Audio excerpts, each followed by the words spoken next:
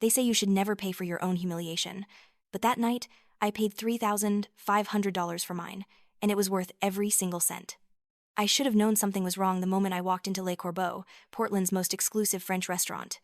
The kind of place where reservations are made months in advance, and the chandeliers cost more than most people's cars. My foster family, the Hayes, sat at the best table in the house, bathed in golden light, already sipping champagne that probably cost more per bottle than I used to spend on groceries in a month. Harold Hayes, my foster father, wore his usual expression of casual superiority. Margaret, my foster mother, had that practiced smile she reserved for when she wanted to appear gracious in public.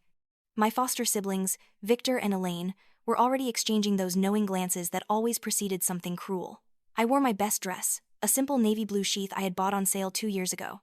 Next to Elaine's designer gown that probably cost $5,000, I looked like exactly what they always told me I was: an outsider, a charity case, someone who didn't belong.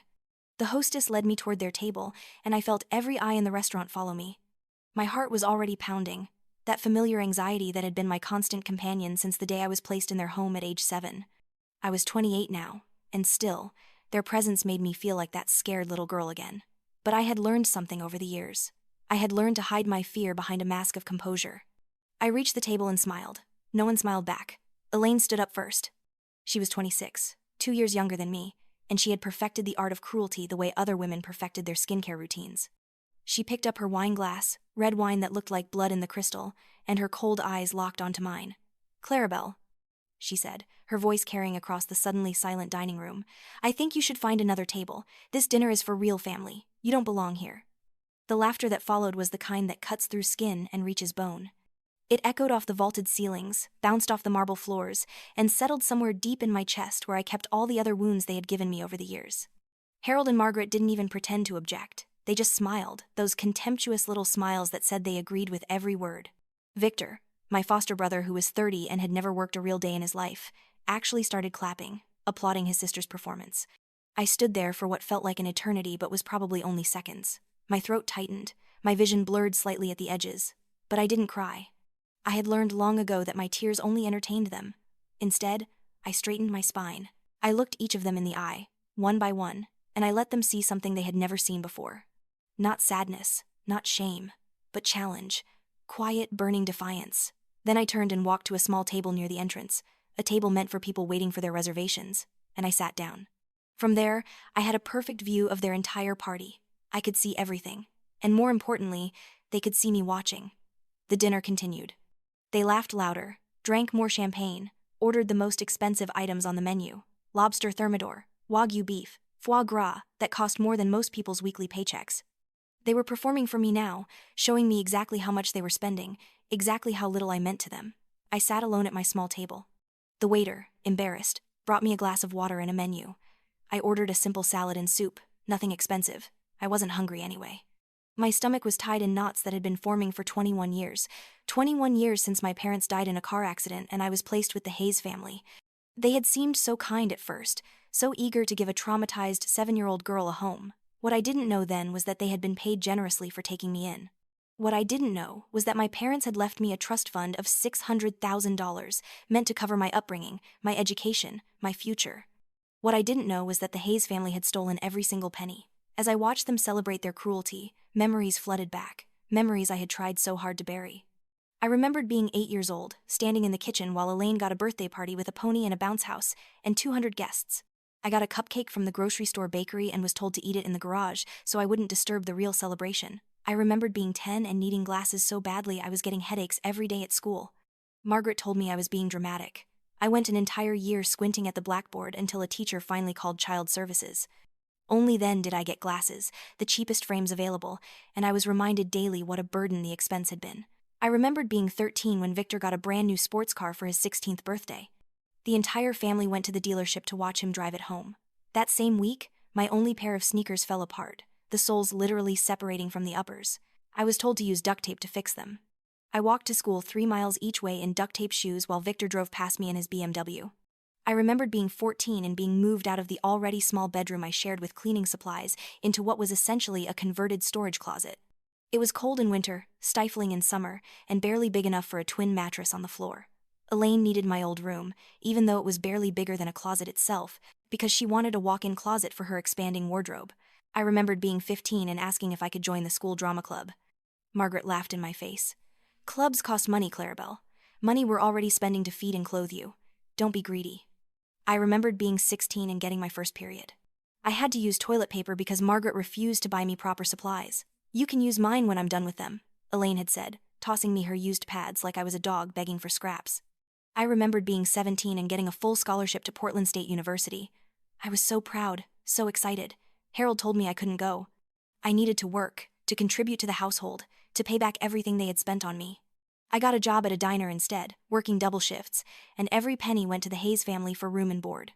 I remembered being 19 when my high school English teacher, Mrs. Rodriguez, pulled me aside. She had noticed the bruises on my arms, the way I flinched when people raised their voices. She offered to help me leave, to find me resources. I was so scared. I told her everything was fine. The next day, Harold showed up at the school and threatened to sue for defamation. Mrs. Rodriguez stopped asking questions. I remembered being 21 when I finally saved enough money to move out. I rented a tiny studio apartment in the worst part of town. It had cockroaches and the heat barely worked, but it was mine. The Hayes family threw a party the day I left. Finally, I heard Margaret tell a neighbor. We did our Christian duty for that girl. Now we can get back to our real family. I remembered all of this as I sat at that small table, watching them laugh and drink and celebrate at my expense. Then the dessert came, creme brulee for everyone at their table. The waiter approached me with something I wasn't expecting. The bill. The entire bill. $3,500 for their excessive, performative feast. The waiter set it in front of me, with an apologetic look that told me this wasn't his idea. Elaine had requested it specifically. I looked up and saw her watching me, that cruel smile playing on her lips. Oh, and there's your bill, she called out, her voice saccharine sweet. Consider it our way of saying thank you for all those years you lived off our generosity. Every eye in the restaurant was on me again. I could feel the judgment, the curiosity, the pity. Some people had their phones out, probably recording. This would be someone's viral story tomorrow. Woman forced to pay for family that humiliated her. My hand shook as I reached for my purse. The number on that bill was staggering. It represented weeks of the salary I now earned as a financial analyst at a mid-sized firm. It represented every careful budget I had made, every penny I had saved, but I had something they didn't know about. When I turned 18, I had started investigating my parents' estate. It took me years of filing Freedom of Information requests, of digging through courthouse records, of piecing together fragments of truth. I discovered the trust fund. I discovered that the Hayes family had been receiving payments meant for my care. I discovered that they had forged documents to drain the entire account. And I had spent the last 3 years building a case with the help of a lawyer I could barely afford. I pulled out my platinum credit card. Not because I had money to spare, but because I had finally qualified for one after years of building credit from nothing. The metal felt heavy in my hand. I swiped it through the reader without hesitation. As I signed the receipt, I stood up. Every person at that Hayes family table was watching me now, expecting tears, expecting me to break. Instead, I walked over to them, my heels clicking on the marble floor. I stopped right next to Elaine. I looked at each of them, really looked at them. At Harold with his smug expression. At Margaret with her fake pearls and real diamonds. At Victor with his alcohol-flushed face and entitled smirk. At Elaine with her designer everything and her rotting soul. I smiled. It was a small smile, cold as winter in Maine, and I saw Elaine's confidence flicker just slightly. I hope you all enjoyed your meal, I said quietly. I'll remember this moment, every single detail. Then I turned and walked out of Le Corbeau, with my head high, my shoulders back, and my heart hammering so hard I thought it might break through my ribs. I made it to my car before my hand started shaking so badly I couldn't get the key in the ignition. I sat there in the parking lot, breathing slowly, counting to 10, then 20, then 30. I didn't cry. I wouldn't give them that satisfaction, not even in private. My phone buzzed, a text from an unknown number. Stay where you are, I'm coming to you. Eleanor, Harold's aunt, a woman I had met only a handful of times at Hayes family gatherings. She was in her late 70s, sharp as a tack, and had always treated me with a distant but not unkind politeness. She was also, according to the rumors whispered at family events, extremely wealthy from her late husband's tech investments. I had no idea why she would be texting me. 10 minutes later, a sleek black Mercedes pulled up next to my modest Honda. Eleanor emerged, wearing an elegant pantsuit and an expression that could cut glass. She knocked on my window. I rolled it down, confused. Drive to Morrison Street, the Gramercy building. Parking garage, level 3. I'll meet you there, she said. It wasn't a request. 30 minutes later, I was sitting in Eleanor's penthouse apartment, a space so beautiful it looked like it belonged in an architectural magazine. Floor-to-ceiling windows overlooked the city lights. The furniture was expensive but tasteful. Original artwork hung on the walls. Eleanor handed me a glass of scotch.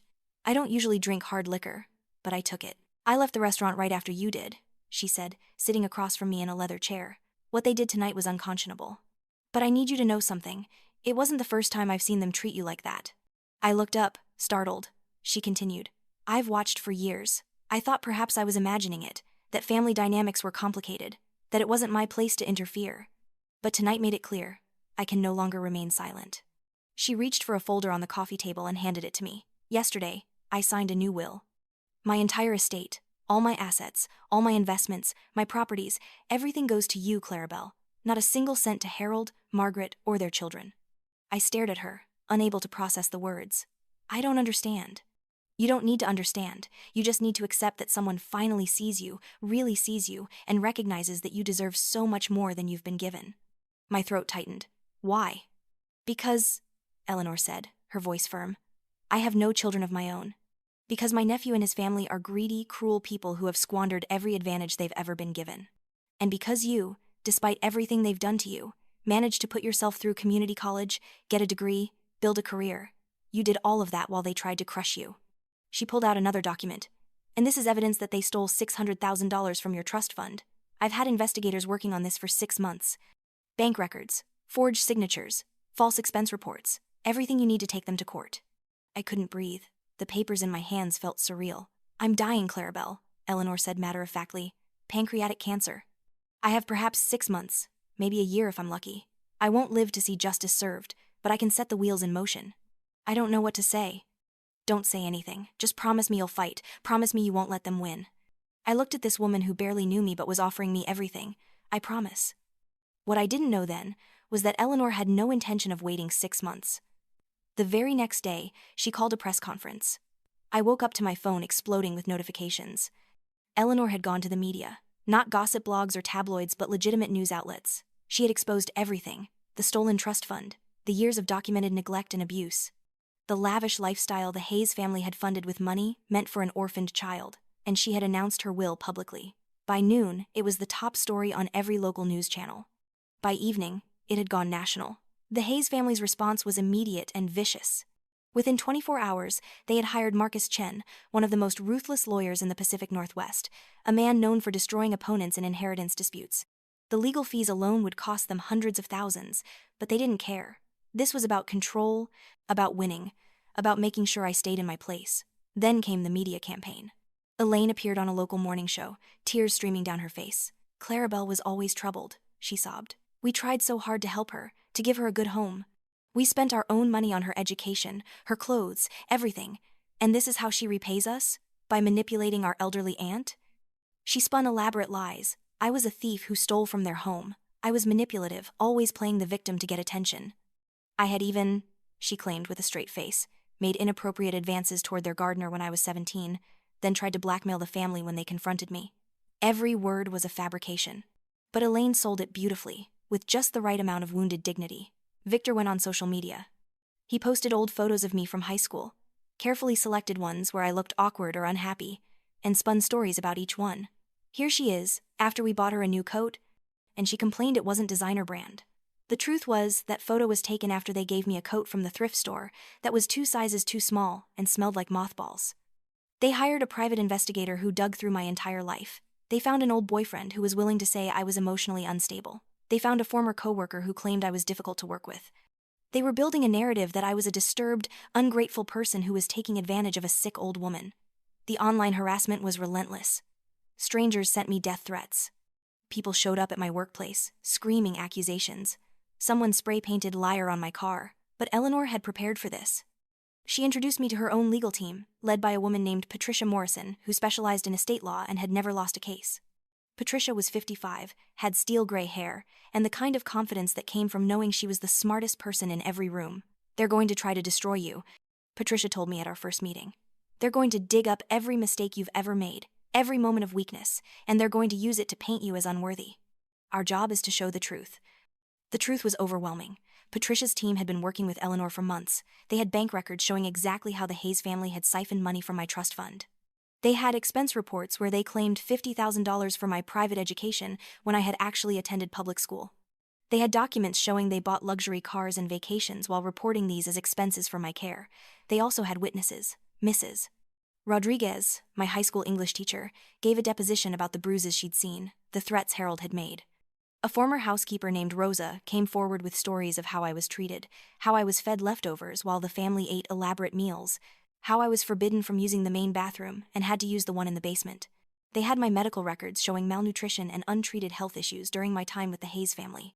They had testimony from neighbors who had witnessed me being screamed at, locked out of the house in winter, treated like a servant rather than a daughter. But the Hayes family fought back harder. Their investigator hacked my email, looking for anything compromising. They found personal messages, private conversations, and took them out of context. They leaked my therapy records from when I was 19 and briefly saw a counselor for depression, claiming it proved I was mentally unstable. One night, I received an anonymous message. A photo of me leaving my apartment, with crosshairs drawn over my face. Drop the case or next time it won't be a warning. I was terrified, but instead of backing down, I took the message to Patricia, who immediately involved the police. The threat was traced back to a computer at Victor's apartment complex. It couldn't be directly tied to him, but it added to our evidence of harassment. The pressure was crushing. I lost 15 pounds. I couldn't sleep. Every time my phone rang, I flinched.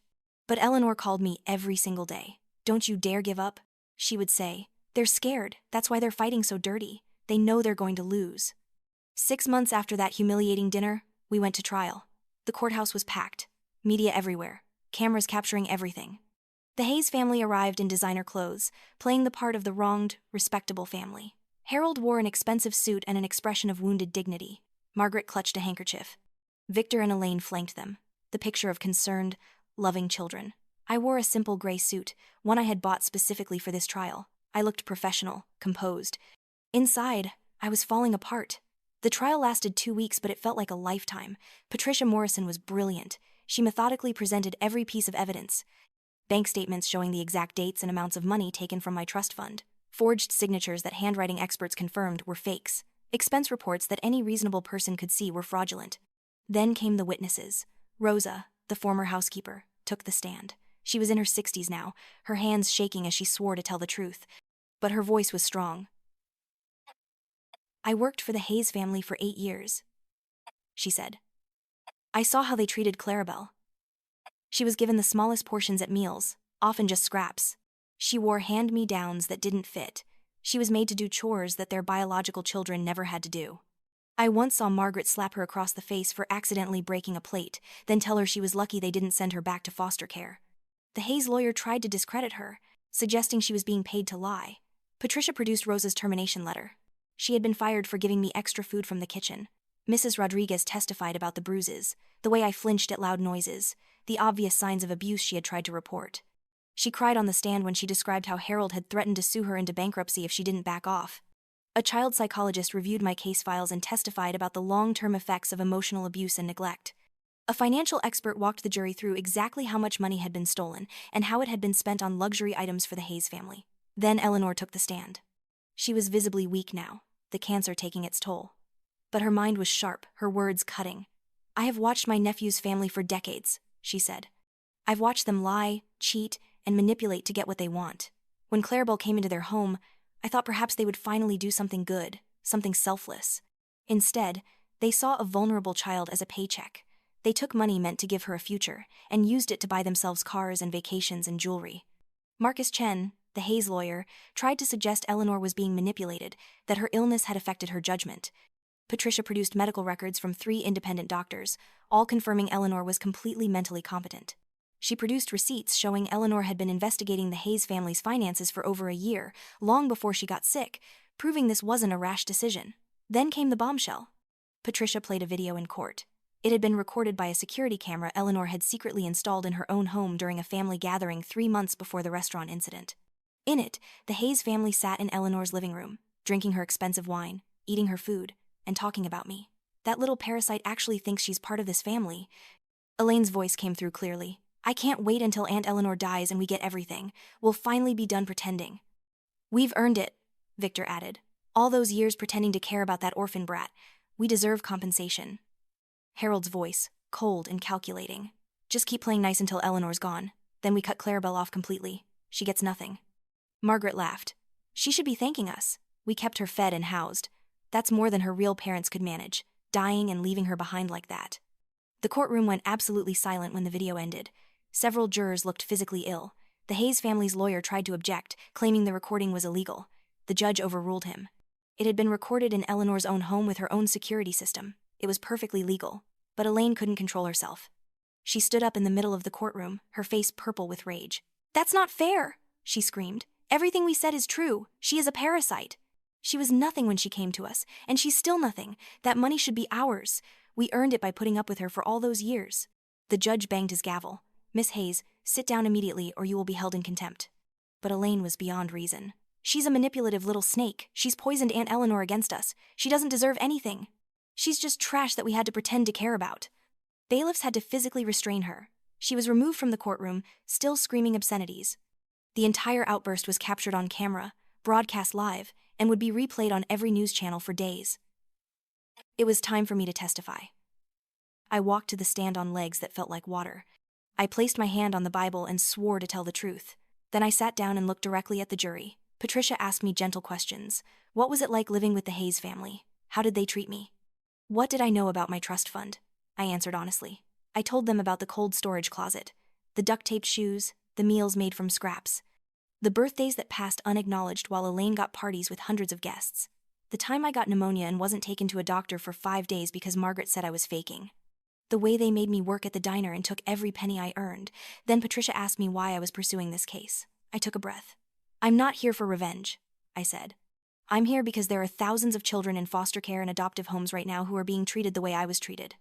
There are people who take in vulnerable kids not out of love, but because they see dollar signs. I'm here because those children need to know that someone will fight for them, that they're worth fighting for." My voice cracked slightly. I spent 21 years believing I was worthless, that I should be grateful for whatever scraps were thrown my way, that I didn't deserve love or respect or basic human dignity. Eleanor was the first person who looked at me and saw someone worth saving. This case isn't about money. It's about proving that what they did to me was wrong. It's about making sure they can't do it to anyone else. The Hayes lawyer tried to break me during cross-examination. He brought up every mistake I'd ever made, a speeding ticket from when I was 23, a credit card payment I was late on once. The fact that I had briefly seen a therapist. "Miss Thornton," he said with a sneer, "isn't it true that you've struggled with mental health issues?" "I saw a therapist 6 times when I was 19 because I was depressed," I said calmly. "I was depressed because I had been emotionally abused for 12 years. The therapist's notes, which are in evidence, clearly state that my depression was situational and directly related to my home environment." He tried a different angle. "You claim you were treated poorly, yet you stayed with the Hayes family until you were 21. If it was so terrible, why didn't you leave sooner?" I looked at him. "Because I was a child, because they told me I had nowhere else to go, because the system that was supposed to protect me failed. And when I finally saved enough money to leave, I did." He had nothing else. I stepped down from the witness stand. The closing arguments came. The Hayes lawyer painted a picture of a disturbed young woman taking advantage of a dying old lady. Patricia Morrison painted the picture of systematic abuse and theft. The jury deliberated for 4 hours. When they came back, the forewoman stood up. In the matter of Eleanor Thornton's mental competency, we find that Miss Thornton was of sound mind when she executed her will. The will is valid. Harold's face went white. The forewoman continued. In the matter of the trust fund established for Clarabelle Thornton, we find that Harold and Margaret Hayes did knowingly and fraudulently misappropriate funds meant for the care and education of a minor child. We award Clarabelle Thornton the full amount of $600,000 plus interest calculated from the time of misappropriation, totaling $1.2 million. Additionally, we award punitive damages in the amount of $600,000. Margaret actually gasped. Victor put his head in his hands. Furthermore, we find that the Hayes family engaged in defamation and harassment during the course of these proceedings. Additional damages of $200,000 are awarded. $2 million. They owed me $2 million. The judge added his own ruling. "Mr. and Mrs. Hayes, you have 60 days to pay the full amount awarded. If you cannot pay, your assets will be seized and sold at auction to satisfy the judgment. Additionally, I am referring this case to the District Attorney's Office for potential criminal charges related to fraud and embezzlement." The Hayes family had to sell everything. The house in the wealthy suburb with the pool and the manicured lawn, the vacation home in Bend, Harold's collection of vintage cars, Margaret's jewelry. All of it went to auction. They moved into a small, run-down apartment in a part of Portland they would have never deigned to visit before. Harold had to get a job for the first time in a decade, working as a sales associate at a furniture store. Margaret, who had spent 20 years as a socialite, had to take a position as a receptionist. Victor's life fell apart spectacularly. His wife, who had married him for money and status, filed for divorce the day the verdict came down. His gambling debts, which he had hidden from everyone, came to light. He declared bankruptcy. Last I heard, he was working at a call center and living with a roommate. But Elaine's downfall was the most satisfying. Her boutique marketing firm, which had relied heavily on her family's connections and reputation, collapsed almost overnight. Clients pulled out, partners abandoned ship. The video of her courtroom meltdown had gone viral, with over 10 million views. She became a cautionary tale, a meme, a symbol of entitled privilege getting its comeuppance. She tried to start over, but everywhere she went, people recognized her. Job applications were rejected. She couldn't rent a decent apartment because landlords Googled her name and saw the court case. She ended up working retail at a department store, the kind of job she used to mock. I saw her once, about 6 months after the trial. I was walking through downtown Portland, on my way to a business meeting. She was standing outside a drugstore, smoking a cigarette on her break, wearing a uniform vest. She looked tired, older than her 27 years. Our eyes met. For a moment I thought she might say something, might apologize, might show some glimmer of remorse. Instead, she glared at me with pure hatred, crushed her cigarette under her heel, and walked back inside. Some people never learn. Eleanor passed away 4 months after the trial. I was with her at the end, holding her hand in her beautiful penthouse apartment. She smiled at me one last time. "You did it," she whispered. "You fought back." "We did it," I corrected her. "I couldn't have done it without you." "Promise me something," she said, her voice fading. "Don't let anger consume you. Use what I'm giving you to build something good, something that helps people like you." "I promise." She died peacefully, surrounded by flowers and classical music, with the city she loved visible through the windows. I inherited everything, just as she had promised. The penthouse, the investment portfolio, the stock holdings. After taxes and legal fees, it came to approximately $8 million. I could have kept it all. I could have lived in luxury for the rest of my life, never working another day. But I had made a promise. I established the Eleanor Thornton Foundation, a nonprofit organization dedicated to helping foster children and adoptive families. We provided legal assistance for children being abused or exploited. We funded programs that vetted adoptive parents more carefully. We offered counseling and support services. We created a hotline where kids could report abuse anonymously. I kept the penthouse but turned half of it into office space for the foundation. I kept enough money to live comfortably but not extravagantly. The rest went to helping children who were going through what I had gone through. Within 2 years, the foundation had helped over 300 children. We had successfully prosecuted 12 cases of financial exploitation similar to mine. We had removed children from abusive homes and placed them with loving families. We had changed laws in Oregon regarding oversight of trust funds for foster children. I also went back to school, getting my MBA. I wanted to understand finance and business better so I could grow the foundation and help more people. My personal life changed too. I started therapy, real therapy, working through decades of trauma. I learned to set boundaries. I learned that I was worthy of love and respect. I learned that being kind didn't mean being a doormat. I met someone, a man named James, who worked as a public defender. He understood trauma, understood fighting for people who couldn't fight for themselves. We dated for a year before he proposed. The wedding was small, just close friends and people from the foundation. Mrs. Rodriguez was there, crying, happy tears. Rosa was there, beaming with pride. The Hayes family was not invited. I heard through mutual acquaintances that they tried to contest Eleanor's will one more time, 2 years after her death. The case was thrown out before it even went to trial. Their lawyer told them they had no standing and were wasting everyone's time. 5 years after that dinner at Le Corbeau, I stood in the foundation's new headquarters, a beautiful renovated building in downtown Portland. We had just cut the ribbon on our expanded facility, which included emergency housing for children removed from dangerous situations, a legal clinic, and counseling centers. The mayor was there. Local celebrities, philanthropists, media coverage. But the people I was most proud to see were the children we had helped, teenagers who now had safe homes. Kids who were thriving in school because someone finally cared enough to fight for them. One girl, Sophie, who was 14 and had been removed from a home where her adoptive parents were using her disability checks for their own expenses, came up to me with a handmade card. Inside, she had written in careful letters, "You saved my life. Thank you for showing me I matter." I had to excuse myself to cry in the bathroom for 10 minutes. That evening, after all the speeches and ceremonies were over, I drove up to the hills overlooking Portland. The sun was setting, painting the city in shades of gold and pink. I pulled out my phone and looked at a text I had received earlier in the day. It was from an unknown number, but I knew who it was from. Elaine, I hope you're happy. You destroyed our family. I stared at that message for a long time. 5 years ago, it would have hurt me. It would have made me question everything, made me wonder if I was the villain in this story. But now, I understood something fundamental. I hadn't destroyed their family. They had destroyed themselves with their greed, their cruelty, their inability to see other people as human beings deserving of dignity. I deleted the message without responding. My phone buzzed again, this time with a message from James. Dinner's ready when you get home. Made your favorite. Love you. Home. I had a home now, not just a building, but a real home with someone who loved me, who saw me, who valued me. I thought about that 7-year-old girl who had lost her parents and been placed with the Hayes family. I thought about how scared she had been, how desperately she had wanted to be loved, how willing she had been to accept crumbs and call it a feast. I thought about the teenager who wore duct-tape shoes and slept in a storage closet and believed she deserved nothing better. I thought about the young woman who sat alone at that small table in Le Corbeau, paying for her own humiliation, not knowing that it was actually the first step toward freedom. If I could go back and talk to any of those versions of myself, I would tell them what I know now.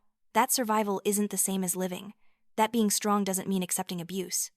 That sometimes the most courageous thing you can do is walk away from people who will never see your worth. I would tell them that they are not defined by the people who hurt them. That they are not obligated to fix broken people or maintain relationships that poison them. That choosing themselves isn't selfish, it's necessary. I would tell them that justice doesn't always look like courtroom victories and public vindication. Sometimes justice is simply living well, building a life full of meaning and purpose, becoming the person you were meant to be before trauma tried to reshape you into something small and silent. But most of all, I would tell them that they survive. More than that, they thrive. The foundation continued to grow. By year 7, we had offices in 3 states. We had helped over 1,000 children.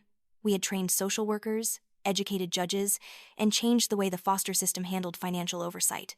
Every child who came into foster care in Oregon now had an independent trustee monitoring any funds on their behalf. It was called the Thornton Amendment, passed unanimously by the state legislature. Harold had a heart attack when he was 62.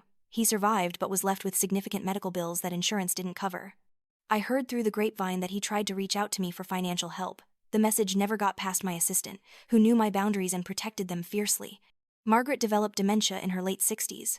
Victor, unable to afford proper care and unwilling to provide it himself, placed her in a state-run facility. I felt a twinge of something when I heard that news. Not quite pity, but an acknowledgement of how completely the tables had turned. Elaine's bitterness seemed to calcify over the years.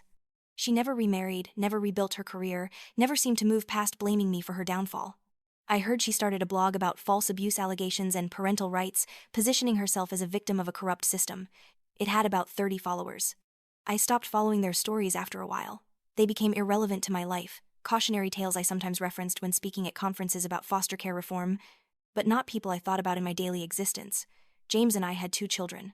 A daughter we named Eleanor, and a son we named after my father. Watching them grow up in a home full of love and security, where their needs were met and their feelings were validated, where they were encouraged to dream big and supported in those dreams, healed something in me I didn't even know was still broken. When Eleanor was 7, the same age I was when my parents died, she came home from school upset because a friend had said something mean to her. I held her while she cried, and then we talked about friendship and boundaries and how to stand up for herself. Later, after she had gone to play, I sat in her bright, cheerful bedroom with its walls covered in her artwork and shelves full of books she actually had time to read, and I wept. Not sad tears, but grateful ones. The cycle had been broken. My children would never know what it felt like to be unwanted in their own home. On the 10th anniversary of that dinner at Le Corbeau, a journalist from the Portland Tribune asked to interview me for a feature about the foundation. During the interview, she asked me if I had any regrets. I thought about it carefully. I regret that I didn't understand my worth sooner, I said. I regret the years I spent trying to earn love from people who were incapable of giving it. But I don't regret the journey. Everything that happened made me who I am. It gave me the empathy and the determination to help others. So no, I don't regret it. She asked if I had forgiven the Hayes family. That was a harder question. Forgiveness is complicated, I said. I've let go of the anger because carrying it was hurting me more than it hurt them. I've processed the trauma and moved forward with my life. But forgiveness, to me, doesn't mean forgetting what happened or pretending it was okay. It doesn't mean they're entitled to a relationship with me or my family. It means I'm no longer giving them power over my emotional state. The article ran with the headline, "From Victim to Victor, How Clarabelle Thornton Transformed Tragedy into Triumph." It won a regional journalism award and brought another wave of donations to the foundation. Not long after that article, I received a letter, actual paper, sent through the mail, forwarded from the foundation's public address. The return address was from a women's correctional facility in Idaho. I almost threw it away without reading it, but curiosity got the better of me. It was from Elaine. She was serving 3 years for financial fraud. Apparently, in her desperation to regain her former lifestyle, she had started a pyramid scheme targeting other struggling middle-aged women. It had collapsed, and she had been prosecuted. The letter was not an apology. It was 8 pages of rambling justifications, blame-shifting, and ultimately, a request for money to hire a better lawyer for her appeal. I read it once, then fed it into the shredder in my office. I didn't respond. There was nothing to say. Some people spend their entire lives waiting for their abusers to acknowledge the harm they caused, to apologize, to show remorse. I had learned that I didn't need any of those things from the Hayes family. Their acknowledgement or lack thereof had no bearing on my worth or my truth. The foundation became my legacy, but it wasn't my whole life. I served on several boards related to child welfare. I published a memoir about my experiences, with all proceeds going to foster care organizations. I became a sought-after speaker on topics of resilience and trauma recovery, but I also had a life outside of work. I took up painting, something I had always wanted to try but never had the time or resources for as a child. I traveled with James and our children, showing them the world and creating the kind of family memories I had always dreamed of. I had friends, real friends, people who knew my story but loved me for who I was, not what I had survived. On my 40th birthday, I threw a party at the penthouse. The space that had once seemed so intimidating when Eleanor first brought me there now felt like home. It was filled with people I loved. Mrs. Rodriguez was there, retired now but still as sharp and caring as ever. Rosa came, bringing homemade tamales. My team from the foundation, James's family, who had welcomed me with open arms. Our children, running around with their cousins and friends. At one point in the evening, I stepped out onto the balcony. The city lights spread out below me, millions of lives being lived, millions of stories unfolding. Somewhere out there were children going through what I had gone through. But now, they had a better chance because of the work we were doing. James came out and wrapped his arms around me from behind. "What are you thinking about?" "That dinner," I said, 10 years ago. "The worst $3,500 you ever spent?" I laughed. "Actually, I think it might have been the best investment I ever made." He looked at me quizzically. If that night hadn't happened exactly the way it did, if they hadn't been quite so cruel, quite so public about it, maybe Eleanor wouldn't have been pushed to act. Maybe I would have kept accepting their behavior, kept trying to earn their love. That night was the catalyst for everything that came after. It was the moment I stopped being their victim and started being my own advocate. "You would have gotten there eventually," James said. "You're too strong not to."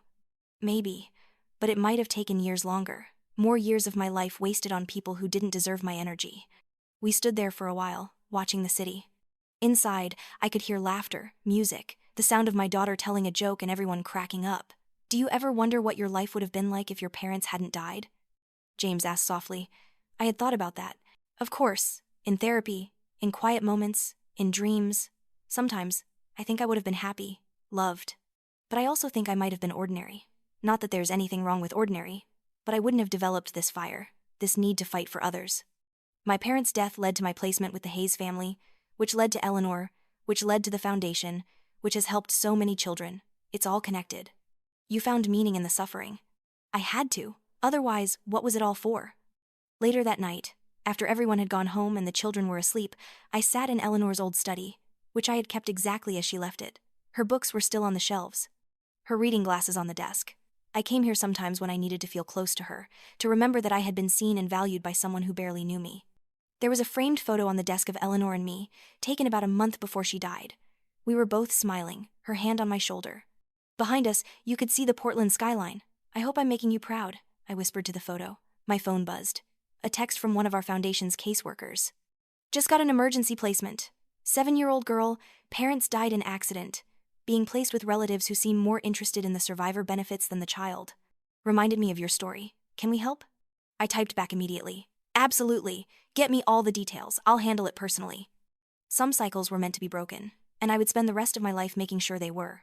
I thought about that 7-year-old girl somewhere in Portland tonight, scared and grieving and about to enter a situation that might mirror my own childhood. But unlike me, she wouldn't have to wait until she was 28 to find someone who would fight for her.